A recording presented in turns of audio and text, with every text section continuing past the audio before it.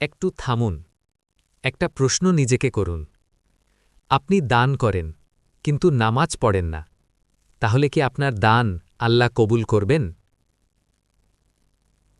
ভাই, আপনি গরিবকে টাকা দেন, মসজিদে দান করেন, ফেসবুকে লিখেন আলহামদুলিল্লাহ, আজ দান করলাম।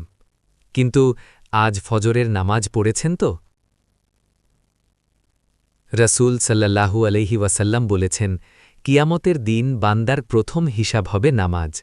নামাজ ঠিক হলে সব ঠিক, আর নামাজ নষ্ট হলে সব নষ্ট। আপনি ভাবছেন, আমি তো খালাক মানুষ না, আমি দান করি। কিন্তু ভাই, ফরজ ছেড়ে দিয়ে নফল দিয়ে আল্লাহকে খুশি করা যায় না। একটা ভয়ঙ্কর দিন, মাঠে কোটি কোটি মানুষ, সূর্য মাথার খুব কাছে, ঘাম হাঁটু ছুঁই ছুঁই।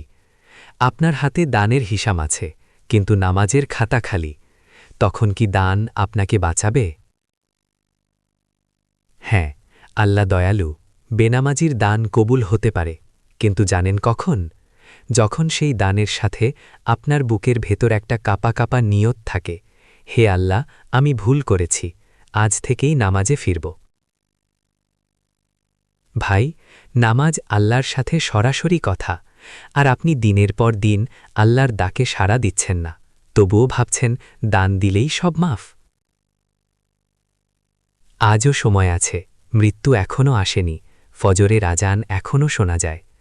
দান করবেন, কিন্তু নামাজ ছাড়বেন না, কারণ নামাজহীন দান ভিত্তিহীন ঘরের মতো। হে আল্লাহ, আমাদের দান কবুল করো, কিন্তু তার আগে আমাদের নামাজে ফিরিয়ে নাও। আমিন।